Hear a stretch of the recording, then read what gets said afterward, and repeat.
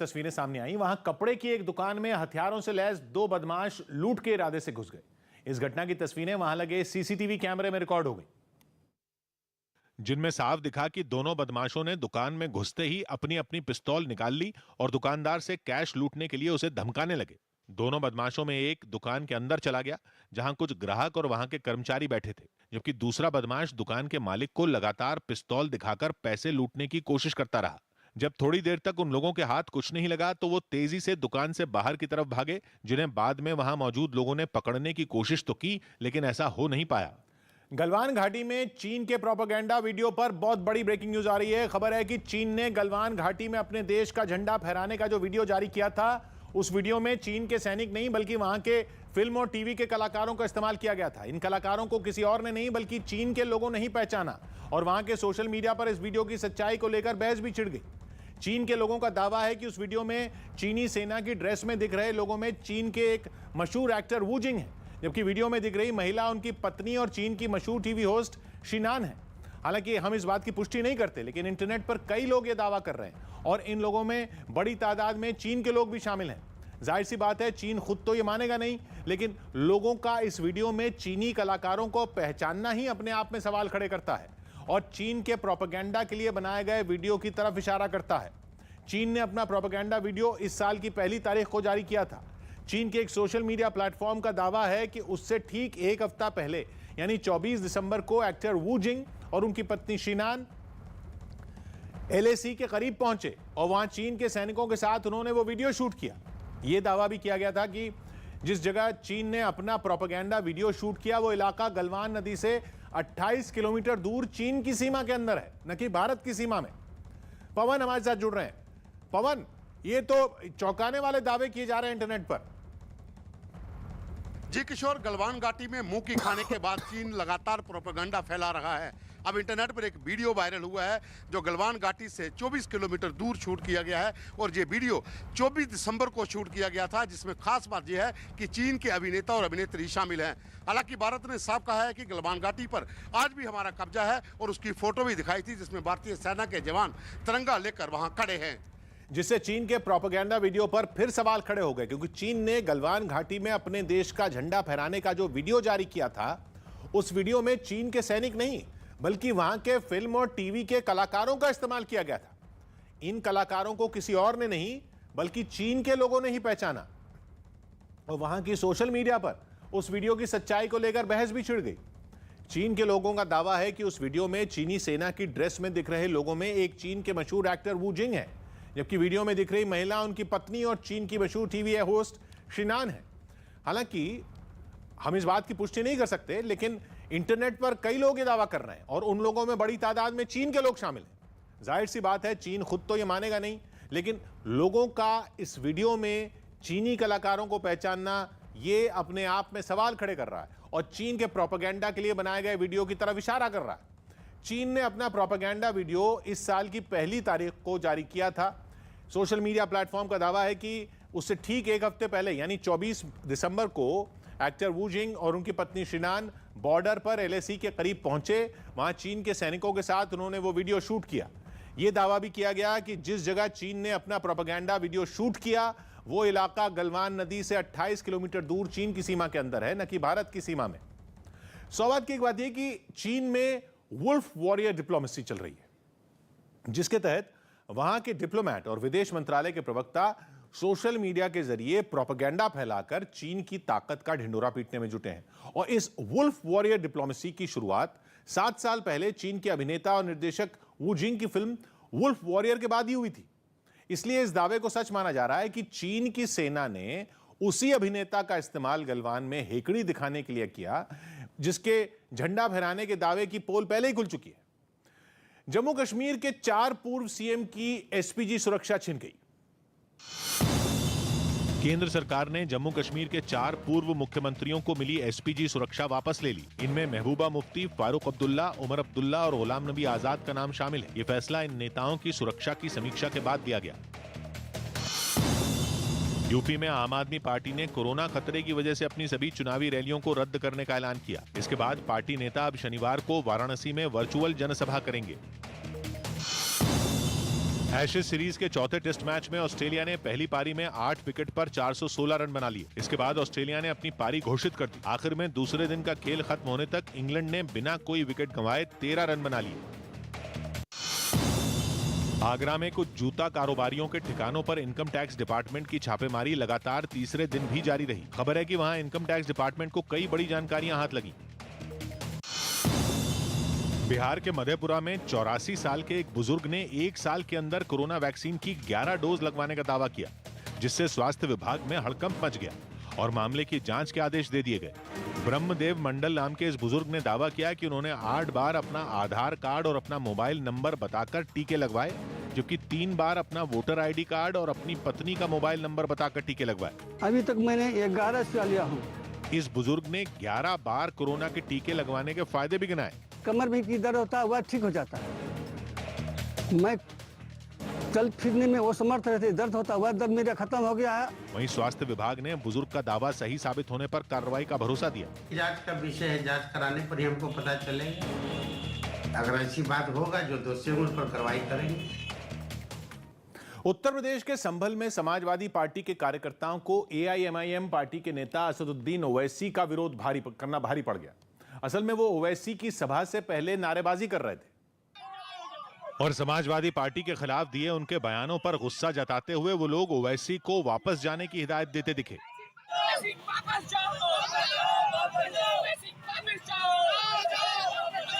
लेकिन हंगामा बढ़ने पर पुलिस ने मोर्चा संभाल लिया। पुलिस के एक्शन लेते ही समाजवादी पार्टी के कार्यकर्ताओं में भगदड़ मच गई। पुलिस ने कुछ ही मिनट में वहां से समाजवादी पार्टी के कार्यकर्ताओं को खदेड़ दिया, जिससे वहां लगा ट्रैफिक जैम भी खुल गया। लेकिन यह हंगामा यूं ही नहीं हुआ, बल्कि इसके पीछे उस इलाके की पूरी सियासी गणित है। असल में ओवैसी की रैली उत्तर प्रदेश में संभल की असमोली विधानसभा क्षेत्र में थी, जो परिसीमन के बाद बनी सीट है और अब तक हुए 2 चुनावों में वहां से समाजवादी पार्टी ही जीतती रही है, जिसकी वजह असमोली में मुस्लिम और यादव समुदाय के वोटरों का गणित ही है, जहां 33% मुस्लिम और 19% यादव समुदाय के वोटर हैं। जबकि संभल जिले में भी 1/3 आबादी मुस्लिम समुदाय की है, जिन पर समाजवादी पार्टी के अलावा ओवैसी की पार्टी की भी नजर है। लेकिन ओवैसी को समाजवादी पार्टी के लोग बीजेपी की बी टीम बताकर हमला करते रहे हैं और अखिलेश यादव ने कुछ दिन पहले उनके गठबंधन की पेशकश भी ठुकरा दी थी, जिसका जवाब ओवैसी ने असमोली की रैली में दिया और समाजवादी पार्टी को मुस्लिम समुदाय के वोटों का दलाल बताने से भी नहीं चूके। सौभाग्य की बात यह कि एआईएमआईएम के अध्यक्ष असदुद्दीन ओवैसी की नजर यूपी में उन्हीं सीटों पर है जहां मुस्लिम वोटरों का दबदबा है, और इसी बात से समाजवादी पार्टी को दिक्कत है, क्योंकि उसे लगता है कि ओवैसी वोट कटवा बनकर समाजवादी पार्टी की उम्मीदों को झटका दे सकते हैं। इसलिए संभल जिले की असमोली सीट पर ओवैसी की रैली में समाजवादी पार्टी के कार्यकर्ताओं ने हंगामा करने की कोशिश की, जहां बाद में ओवैसी ने अखिलेश यादव पर तीखा हमला किया और समाजवादी पार्टी को सर्टिफाइड भिखारी तक बता दिया। दिल्ली के चांदनी चौक इलाके की लाजपत राय मार्केट में भीषण आग लगने से अफरा तफरी मच गई। बताया गया कि वहां आग सुबह करीब 5 बजे लगी, जिसकी खबर तुरंत फायर ब्रिगेड को दी गई, जिसके बाद फायर ब्रिगेड की 12 गाड़ियां वहां पहुंची और फौरन आग बुझाने का काम तेज कर दिया। वहां लगी आग को बुझाने में दमकल कर्मियों के पसीने छूट गए, क्योंकि जब तक वो यहां पहुंचे तब तक आग काफी फैल चुकी थी। करीब 3 घंटे की मशक्कत के बाद फायर ब्रिगेड की टीम आग को बुझा पाई, लेकिन तब तक कई दुकानें जलकर राख हो चुकी थी। 70-80 दुकानें जलती हुई हैं, जो खाक हो गई हैं। करोड़ों रुपए का नुकसान हुआ है। वहां से सामने आई तस्वीरों में कई दुकानें पूरी तरह जली हुई नजर आईं, जबकि कुछ दुकानों का सामान भी जमीन पर बिखरा हुआ दिखा। इलाके के लोगों ने आग के पीछे शॉर्ट सर्किट को वजह बताया। सौभाग्य की बात है कि लाल किले के ठीक सामने चांदनी चौक का लाजपत नगर मार्केट है, जो बिजली के सामान के कारोबार के लिए पूरे उत्तर भारत में मशहूर है। माना जा रहा है कि वहां शॉर्ट सर्किट की वजह से सुबह लगभग 5 बजे आग लगी, जिसकी चपेट में 100 से ज्यादा दुकानें आ गई, जिनमें कई दुकानें रेडीमेड कपड़ों की भी बताई जा रही हैं। बहुत बड़ी खबर कजाकिस्तान से आई। वहां तेल की कीमतें बढ़ने पर ऐसा बवाल मचा हुआ है कि सरकार पलट चुकी है और अब तो लोग बारी बारी सरकारी इमारतों पर कब्जा करने में लगे। सड़कों पर पुलिस की जंग छिड़ी हुई है लोगों से। कई लोगों की मौत हो चुकी है, जिनमें पुलिस वाले भी हैं, आम लोग भी हैं। शुरू में वहां के 2 बड़े शहरों में इमरजेंसी लगाकर हालात पर काबू पाने की कोशिश हुई, लेकिन अब पूरे देश में इमरजेंसी लगाई जा चुकी है, केवल हिंसक प्रदर्शनों पर काबू करने के लिए। वहां नया साल शुरू होते ही हंगामा शुरू हो गया था। वहां एलपीजी का इस्तेमाल गाड़ियां चलाने के लिए होता है और 70% गाड़ियां एलपीजी से ही चलती हैं। 1 जनवरी से ही एलपीजी वहां की करेंसी के हिसाब से 80 शेंगे में बेची जा रही थी। आनंद तिवारी हमारे साथ जुड़ रहे हैं। आनंद, क्या पता चल रहा है वहां से? जी किशोर, कजाकिस्तान की सरकार को तेल की कीमतों में बढ़ोतरी करना काफी भारी पड़ गया है और बवाल इस कदर बढ़ गया है कि सरकार को इस्तीफा तक देना पड़ गया है और देश में आपातकाल यानी कि इमरजेंसी तक के हालात बन गए हैं। ये इमरजेंसी बीते 5 जनवरी से लेकर 19 जनवरी तक जारी रहेगी। इस दौरान कई जगह आंसू गैस के गोले छोड़े गए हैं और पुलिस ने जमकर लाठीचार्ज भी किया है और एहतियातन सरकार ने इंटरनेट सेवा को बंद कर दिया है। बता दें कि इस विरोध प्रदर्शन के कई वीडियो सोशल मीडिया पे वायरल हो रहे हैं जिसमें लोग सेना और पुलिस की गाड़ी पर जमकर पत्थरबाजी करते हुए और आगजनी करते हुए नजर आ रहे हैं। मतलब ये कि लाख कोशिश के बावजूद कजाकिस्तान में तेल की कीमतों पर मचा बवाल थमने का नाम नहीं ले रहा। वहां के प्रधानमंत्री और उनकी पूरी कैबिनेट इस्तीफा दे चुकी है। प्रदर्शन करने वालों की सारी मांगे मानी जा चुकी हैं, लेकिन बवाल नहीं थम रहा, बल्कि बढ़ता ही जा रहा है। कुछ शहरों में नहीं बल्कि अब पूरे देश में इमरजेंसी लगाई जा चुकी है। प्रदर्शनकारी और पुलिस वालों के बीच सड़कों पर युद्ध छिड़ा हुआ है। कई लोगों की जानें जा चुकी हैं। हंगामे के जो वीडियो सामने आए उनमें पुलिस वालों से हो रही भीड़ की झड़प साफ दिखी। कुछ पुलिस वालों को लोग जमीन पर गिराकर पीटते दिखे। कुछ जगहों पर पथराव से बचने के लिए पुलिस वाले पीछे हटते दिखे। कई सरकारी इमारतों पर भी भीड़ का कब्जा हो चुका है। वहां के राष्ट्रपति ने लोगों से हंगामा छोड़कर शांति के रास्ते पर चलने की अपील की, लेकिन कोई फर्क नहीं पड़ा। इसीलिए रूस ने शांति कायम करने के लिए अपनी सेनाओं को कजाकिस्तान भेजने का फैसला किया। लेकिन परेशानी इसलिए क्योंकि हंगामा करने वाली कजाकिस्तान की ही जनता है, जिस पर सेनाएं ताकत का इस्तेमाल नहीं कर सकती। लेकिन यह मसला कजाकिस्तान का अब का सबसे बड़ा विद्रोह कहा जा रहा है, जिसकी शुरुआत तब हुई जब एलपीजी की कीमतों से जुड़े नए नियम 1 जनवरी को लागू हो गए। नियम नए साल से लागू करने का फैसला तो पहले ही हो चुका था, लेकिन जब नियम लागू हो गए और एलपीजी की कीमतें बढ़ गईं, तब लोगों को महंगाई की मार का एहसास हुआ और विद्रोह शुरू होने लगा। कजाकिस्तान में 70% गाड़ियां एलपीजी से चलती हैं। ये वो खाना बनाने में इस्तेमाल होने वाली गैस नहीं है, बल्कि इसे वहां का पेट्रोल समझा जा सकता है। कजाकिस्तान के पास अपना तेल का भंडार है। वो भारत की तरह किसी दूसरे मुल्क से कच्चा तेल नहीं मंगवाता, बल्कि कच्चा तेल एक्सपोर्ट करता है। कजाकिस्तान के तेल का सबसे बड़ा ग्राहक चीन है और क्योंकि वो तेल एक्सपोर्ट करने वाला देश है, इसलिए भारत के मुकाबले वहां तेल काफी सस्ता है। 1 जनवरी को जब कजाकिस्तान में एलपीजी की कीमतें बढ़ी तो 80 शेंगे प्रति लीटर पर पहुंच गई। भारतीय रुपयों में देखा जाए तो 80 शेंगे का मतलब है 13 रुपए। यही वो कीमत है जिस पर बवाल मच गया और सरकार ही गिर गई। केवल 13 रुपए लीटर पहुंची थी एलपीजी की कीमत, मतलब वहां के पेट्रोल की कीमत, और ऐसा हंगामा मचा कि सरकार गिर गई।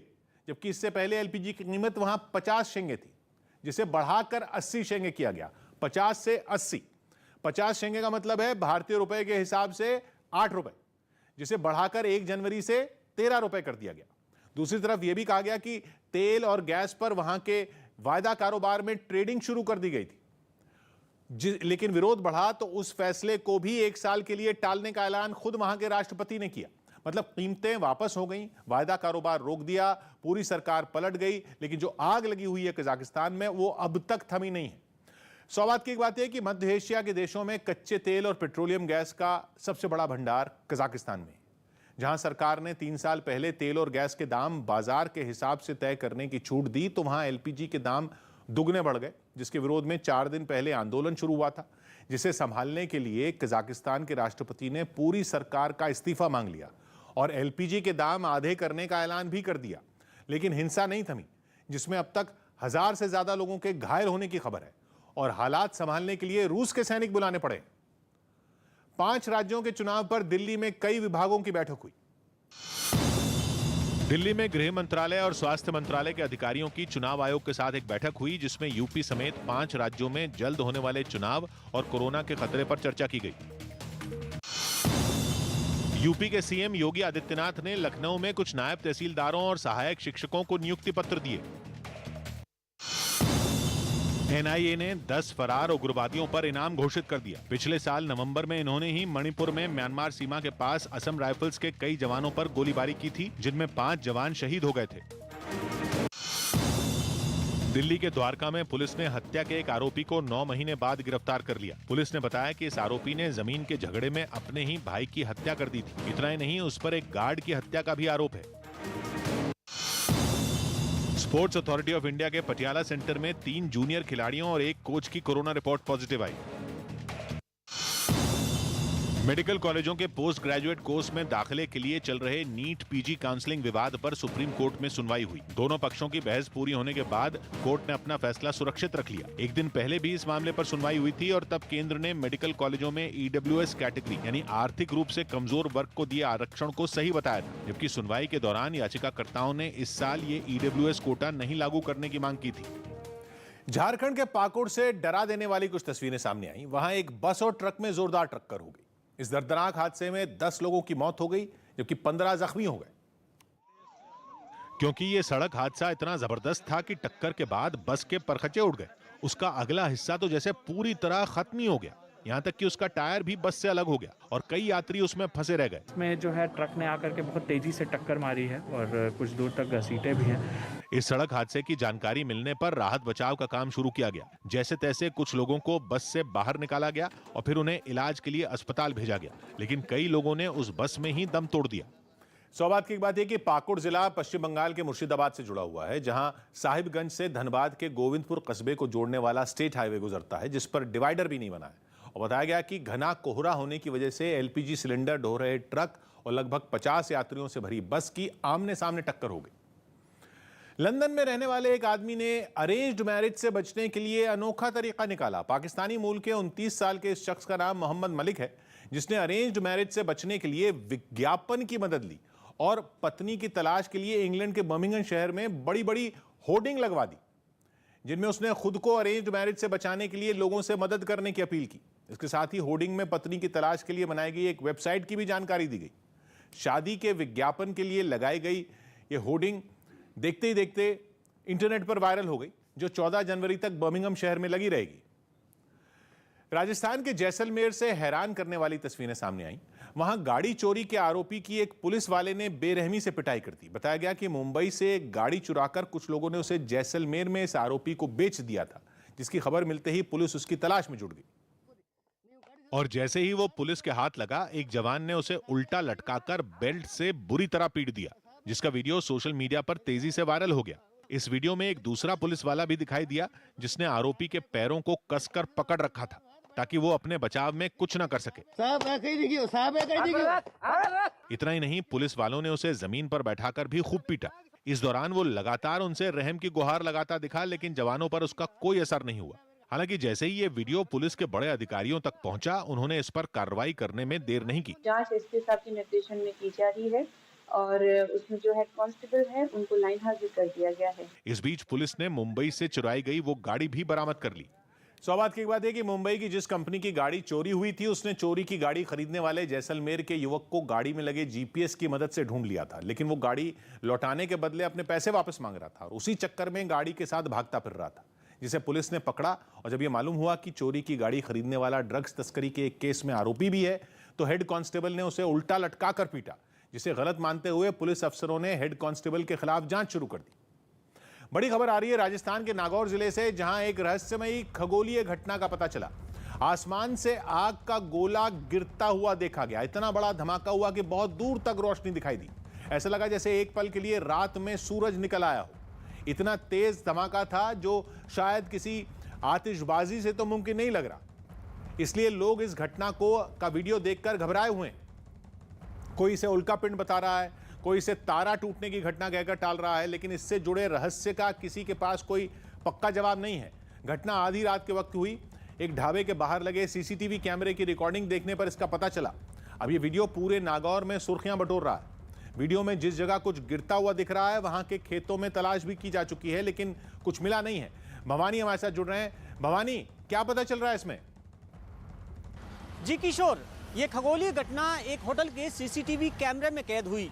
राजस्थान के नागौर जिले के बड़ाइली गांव में एक होटल मालिक सुबह होटल पहुंचा और उसने सीसीटीवी फुटेज अपने होटल के देखे तो सामने आया कि रात को 1:37 पर आसमान से एक आग का गोला धमाके की आवाज के साथ जमीन पर गिरते नजर आया। वह गांव वालों के साथ उस जगह पर पहुंचा, होटल के सामने एक खेत में, जहां पर वो गोला गिरा, ये समझते हुए कि शायद उल्का पिंड था, लेकिन वहां पर देखा तो कुछ नजर नहीं आया। मतलब यह कि नागौर में आधी रात के वक्त आसमान से क्या गिरा और वो रोशनी किस कारण से दिखी, इसका जवाब अभी तक किसी के पास नहीं है। ये घटना रात के 1:30 बजे के करीब हुई। लोग सो चुके थे, इसलिए किसी ने घटना को देखा नहीं, लेकिन एक सीसीटीवी कैमरे में यह घटना रिकॉर्ड हो गई। घटना सीसीटीवी वहां के एक रेस्टोरेंट के बाहर लगा हुआ था। वीडियो देखने के बाद पता चला कि आसमान से कुछ चमकती हुई चीज नीचे की तरफ आई, बिल्कुल ऐसे जैसे कोई आग का गोला नीचे गिर रहा हो, और फिर अचानक उसमें एक धमाका होता हुआ दिखा। ऐसा विस्फोट जिससे तेज रोशनी होती हुई दिखी। लेकिन वीडियो सामने आने के बाद इस पर लोग अनुमान लगाने में जुट गए। कोई इसे उल्कापिंड कहने लगा, कोई टूटता हुआ तारा, कोई कुछ और कहानी बताने लगा, लेकिन अब तक कोई सीधा जवाब नहीं मिला।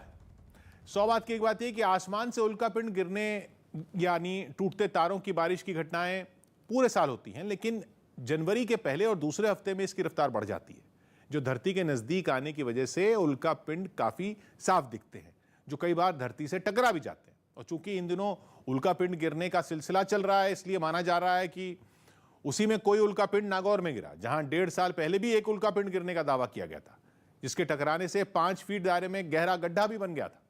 लेकिन इस बार खेत में इसका कोई निशान नहीं दिखा। दिल्ली में बैंक्वेट हॉल को कोविड केयर सेंटर में बदलना शुरू हो गया।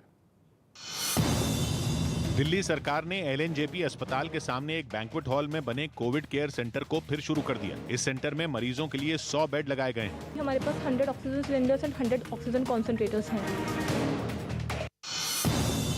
कोरोना और मौसम की मार के बावजूद उत्तराखंड में ऋषिकेश से कर्णप्रयाग के बीच रेलवे लाइन का काम जारी है। 125 किलोमीटर लंबी इस रेल लाइन पर 12 स्टेशन होंगे।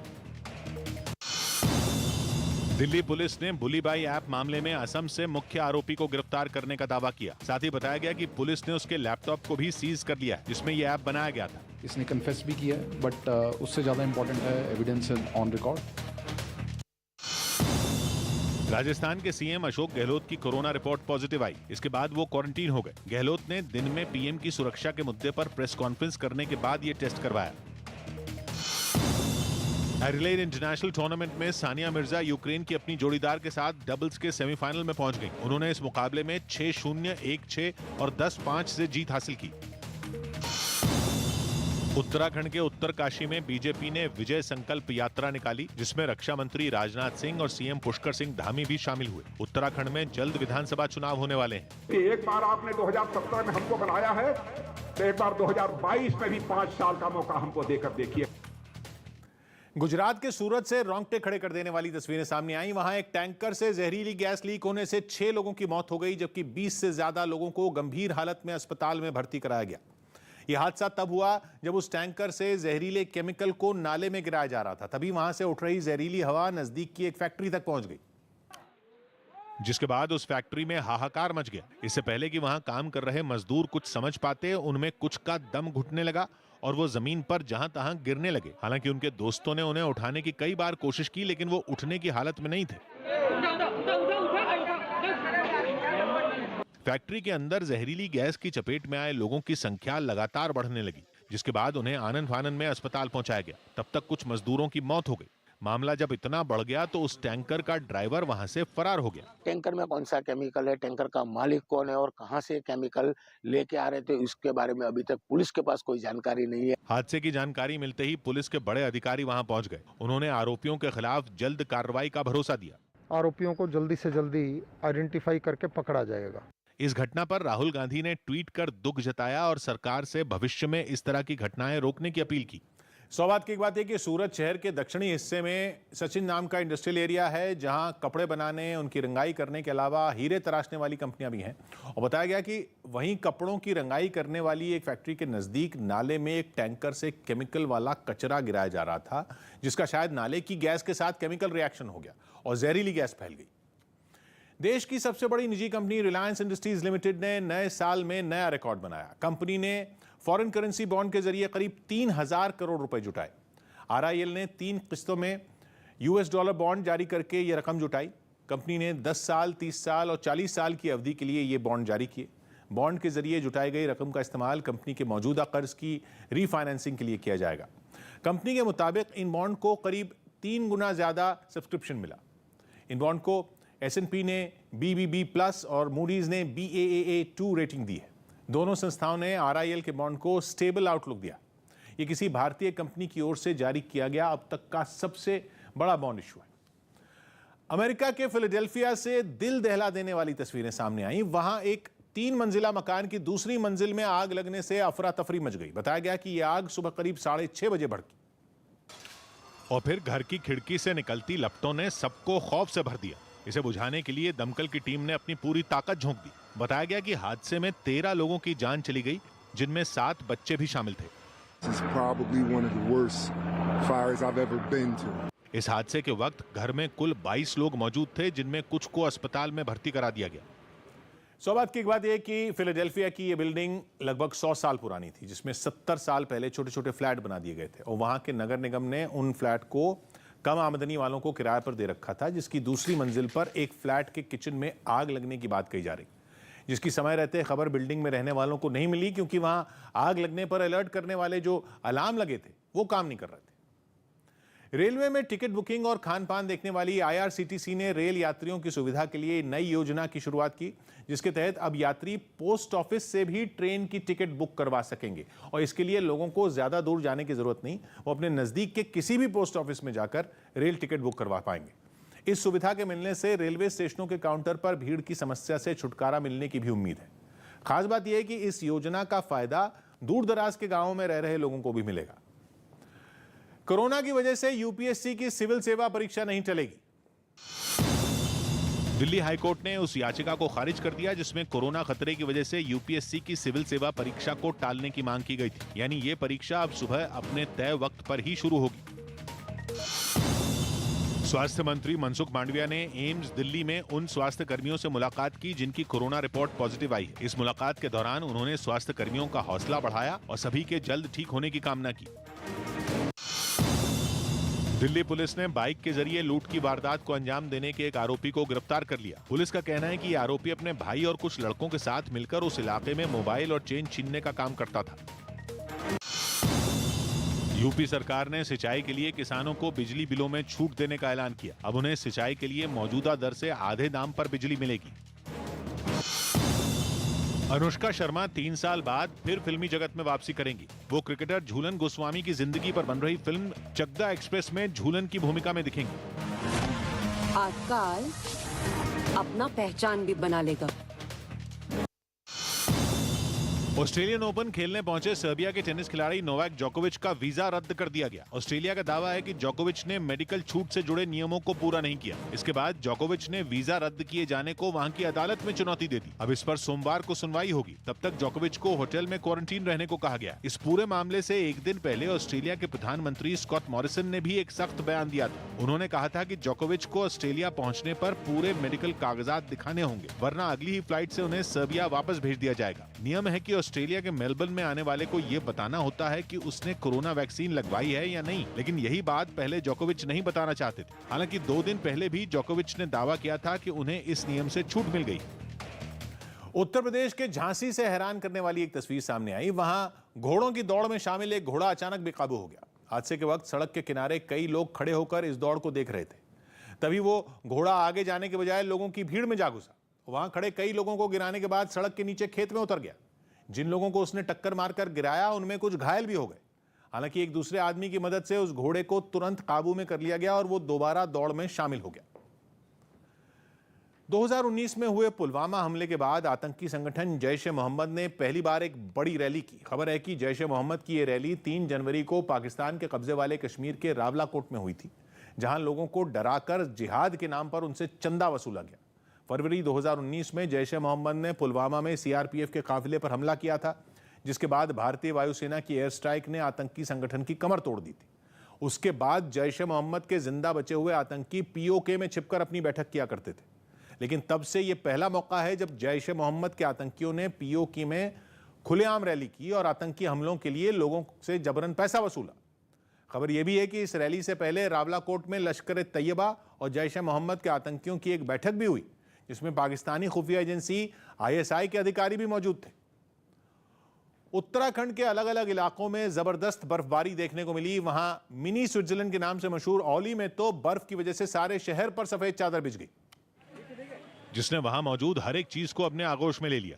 तस्वीरें देखिए किस तरीके से लगातार मौसम विभाग के अलर्ट के बाद पहाड़ों में बर्फबारी का जो दौर है वो जारी है। साल की पहली बर्फबारी होने की खबर लगते ही वहां सैलानियों का जमावड़ा लग गया, जिन्हें कुछ तकलीफों का सामना भी करना पड़ा। ठंडा लग रहा है मेरे को तो 2-3 बार तो मैंने पैर गर्म कर लिए। दरअसल मौसम विभाग ने अगले कुछ दिन उत्तराखंड में जोरदार बर्फबारी का अलर्ट जारी किया है, जिसके बाद वहां तापमान में भी गिरावट दर्ज की गई।